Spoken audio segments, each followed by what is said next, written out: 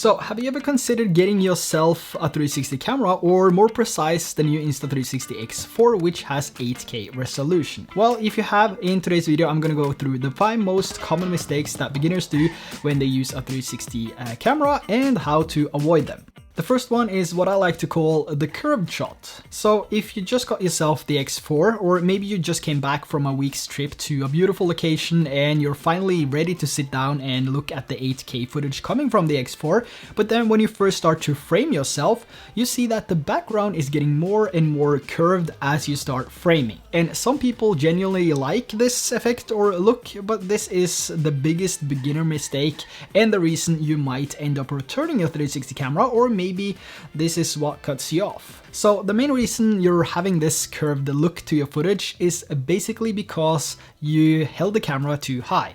Even if this is a 360 camera and it records 360 degrees, the horizon will always be recorded in a straight line from the camera's position, which means if you hold it at 2 or 3 meters height and then reframe the camera to look down, the horizon will automatically curve. And for some of the shots, this looks pretty cool actually, but for vlogging, traveling, or daily use, it could actually be too much. So in order to get a perfectly leveled shot with minimal to no horizon bending, you will need to hold the camera no higher than your head. This prevents you from having to adjust the framing later in post, and also makes the editing process faster and more convenient. And in my opinion, it also makes the video look better.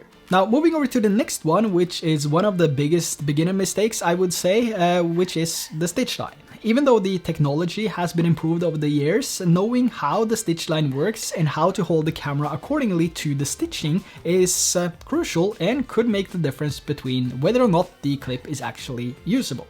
The most important thing with the 360 camera is to actually move it as little as possible, or to rotate it as little as possible.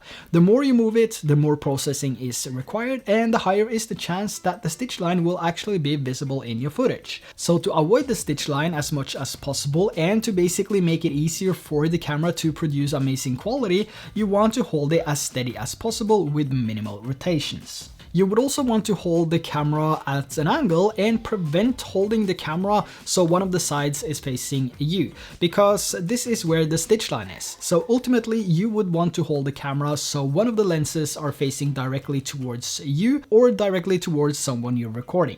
But you can of course move the camera or the selfie stick around as you want, and this is something I do all the time, but I also keep a firm grip on the selfie stick to prevent the stick and the camera from rotating, because as soon as I start rotating the selfie stick or the camera, the stitch line becomes visible, and this is something you don't want to have in your shots. So try to avoid that as much as possible, prevent yourself from holding the side towards you, always maintain one of the lenses facing you for the best possible stitching experience with the 360 camera. Now, the next one is settings, and even though there is a lot of people saying that these are the best settings, you need to change to these settings right now and stuff like that, ultimately the settings that you like to use is the best settings for you, because we're all different and have different needs and, you know, different perspective on how things should look. So there's basically no right or wrong answer when it comes to the settings. Out of the box, it does a really nice job, but there is one thing that you need to change though, in my opinion, and this is one of the most overlooked settings if you're a beginner, and that is exposure value. This is crucial if you're vlogging, for example, on a bright sunny day, which is usually where the X4 shines best. So by lowering the exposure value to minus 0.3 or minus 0.7, you will get a much better overall exposure, especially when you're vlogging or making travel videos or shoot videos where you have some of the sky in your frame. And a properly exposed image means better image quality. But other than that, you'll be fine by keeping everything to auto basically. When it comes to color profile, it's whatever you like. Do you like the standard? Do you like vivid? Or do you like to add the color correction in post by using the flat color profile? Personally, I just go with the standard, and that's what I think looks better. And also medium sharpness does a really good job, and so does low, but I do not recommend going too high. So I've started using medium a little bit more just to compare it a little bit to low, but at the end, I would go with the low sharpness setting on the X4. Now, the next one is the most important part if you own a 360 camera or if you're looking to get a 360 camera, and something that a lot of beginners forget to do. And I see so many videos where I can literally see parts of the image being foggy from fingerprints. And cleaning the lens is extremely easy. It's basically just doing it like that. And it's also extremely easy to forget, especially if you're out traveling and all of a sudden you see something you need to record right away, and you just pull out the camera, hit record, and then later you find out that you have all these clips which looks like the camera is fogging. So the way that I kind of store this and prepare the camera before and after use is that I have this included pouch here, which everyone is getting if you're buying the X4. And inside here I have 2 sets of cleaning cloths.